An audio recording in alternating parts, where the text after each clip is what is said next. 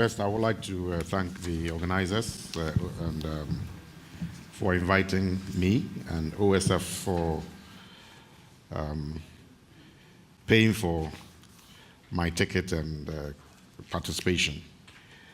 As I said in my introduction, for me, my contribution here is to indicate what persons like us who have had the privilege of serving in leadership and having retired, or even whilst we are in leadership, can do to open space for changes in policy. I'm happy that I have respectable mates like Kofi Annan, Obasanjo. If you look at the Global Commission, several people who have been in important positions have supervised the prohibitionist system and have come out to recognize that there was a problem. First, because of my political background, and when I was a minister, my duty was to consolidate the revolution in an era of the Cold War. And I was responsible for organizing the People's Defense Committees. In other words, the population that was defending the revolution. That meant a lot of things. It meant that I had to get the pulse of the streets, the pulse of the communities. And I needed to let them be in tune with what we wanted to do. It was not about policies. We had very little policies to do. I mean, we had droughts. There was virtually nothing. There was a backlash at us, the British and Americans, and were lashing out at us. As a result of our revolution, Burkina Faso under Sankara began a revolution, and we were bad examples. And therefore, we were threatened. And it's very, very important when I use the word threatened, because the PWIDs and the PWDs are threatened, are a threatened species. If we just come and sit here and talk good policy and refuse to do grassroots work, that is critical. Now, so I got to understand the way people feel, drug users already, even in my political life. And so when I got into the office I had gotten into, I took advantage of the situation. A minister now in charge of, so the point of now in charge of an MDA, a department or an agency. What that meant for me was that I needed to recognize that even though I now had a minister, I needed to remind the minister that I have been in a ministerial position before. And I didn't want any interference. It is important that the point that I want to raise is that the answer is that let us ward off political interference. If you cannot do it alone, you need to build a coalition of forces to ward it off. And that is the second lesson that I think is the second answer that we need to recognize very importantly. I mean, the point that has just been raised about Obasanjo, His Excellency Obasanjo. When the law was being passed, and this is not as if the drug dealers have got some people in what is it, the Senate or something. It's a well-known narrative in Nigeria.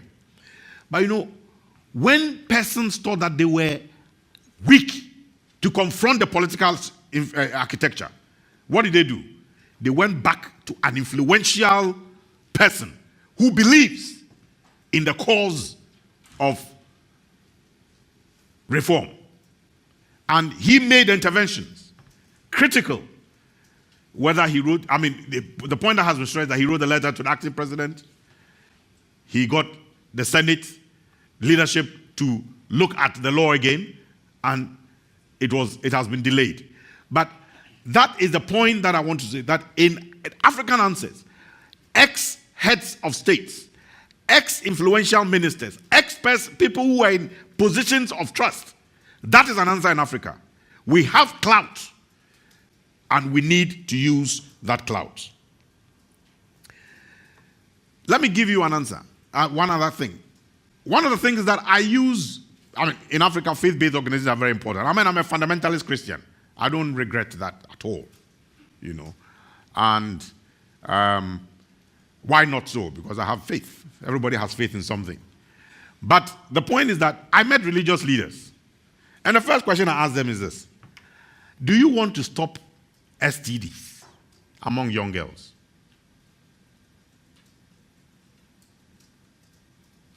They said yes. I said, wow. Why don't you ban in the church? Why don't you ask government to ban sex for all girls under 20? How can that be? I said, well, criminalizing drug use in order to prevent drug abuse is like banning sex for children under 20 because you want to prevent STDs. We need to confront them in their religious domain.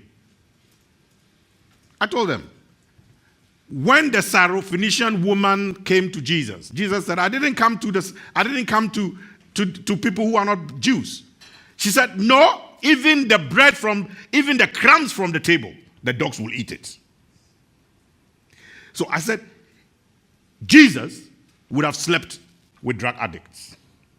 Now, the point I'm making is that in the process, we do not have a single religious voice that is against the movement in Ghana.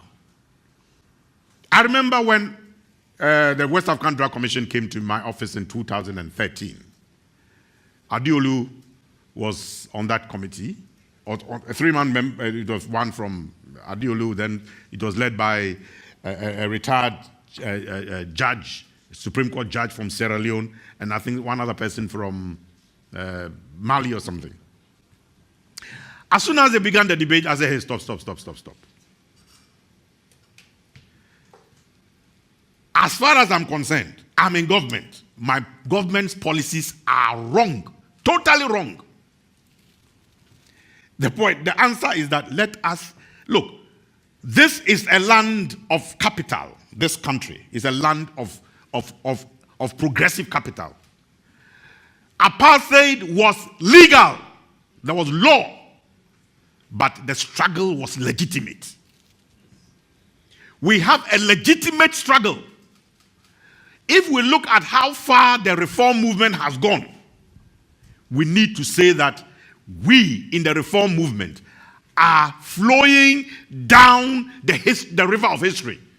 Those who want to oppose it, like the apartheid, they are flowing against the river of history. We will win. We are winning. You see, it's imperceptible. It's imperceptible. When something clicks, then we will have an answer. But I told them that I told them at the West African Drug that we need to discuss, we need to begin a cannabis debate.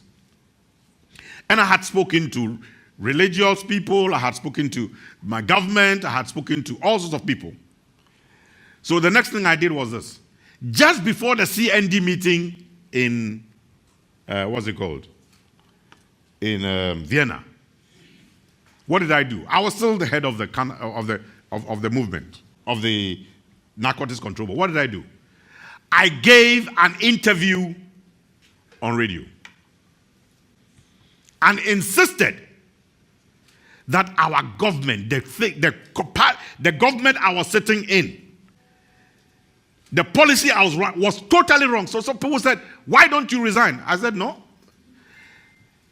Ghana's democratic dispensation today has benefited from a coup d'etat that stabilized the situation. I will remain in and continue my coup d'etat.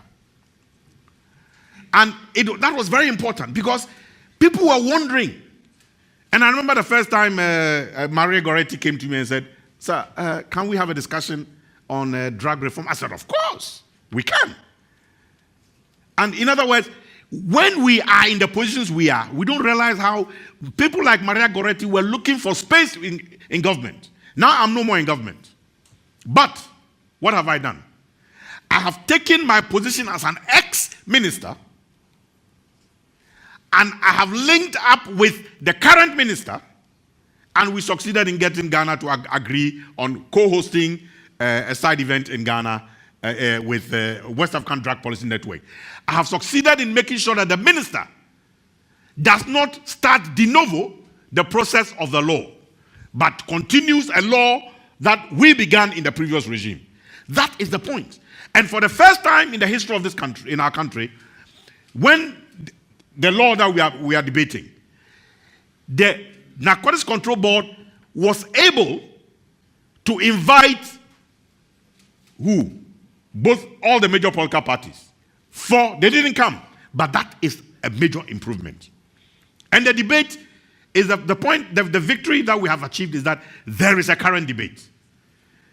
You need the week of the drug 26th June to 30th June, the West Africa Drug Policy Network had on radio a whole 1 week talk show where people from Parliament and other things, and other important stakeholders spoke on radio.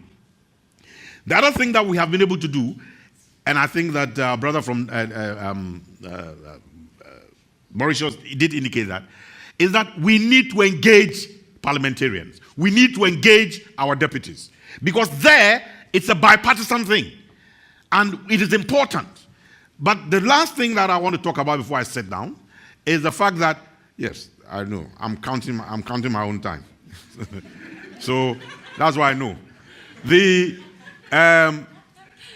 Maria Goretti, we are beginning a new organization called Lawyers for Safer Drug Policy. And with some friends of mine as pharmacists, we're also starting pharmacists for a safer drug policy. Because in an African setting, when you begin a movement and you have professionals in the movement, there tends to be a little more respect in that. But also, we have also engaged judges. I have been convicted. I'm a convict as I sit here. As I stand here, I've been convicted for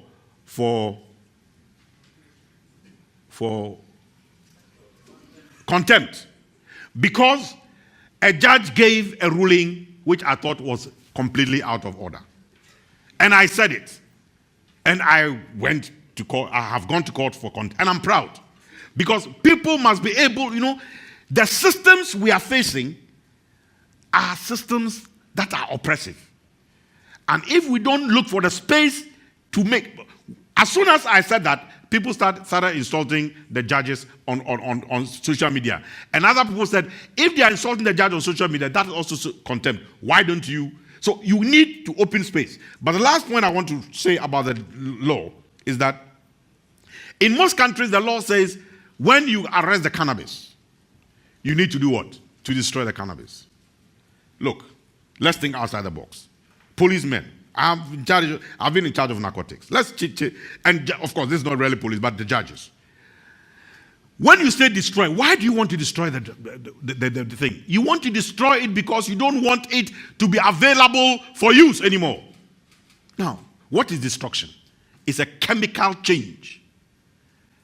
My answer to that in court is this. My lords, don't let us burn it because it's against environmental policy. The jurisprudential essence of burning is to change the cannabis into a form that is no more cannabis. So what have we done? I have arranged with a businessman to bring a machine called a briquet making machine. So the cannabis has been arrested. It should be destroyed, yes. But the destruction is not destruction by burning. To destroy by burning is criminal because it adds no value to the ordinary people. What does it do? What do? You take it, put it in a briquet making machine, convert it into briquet, and give it to ordinary people in the village so that they do not have to cut down trees to burn firewood. Thank you.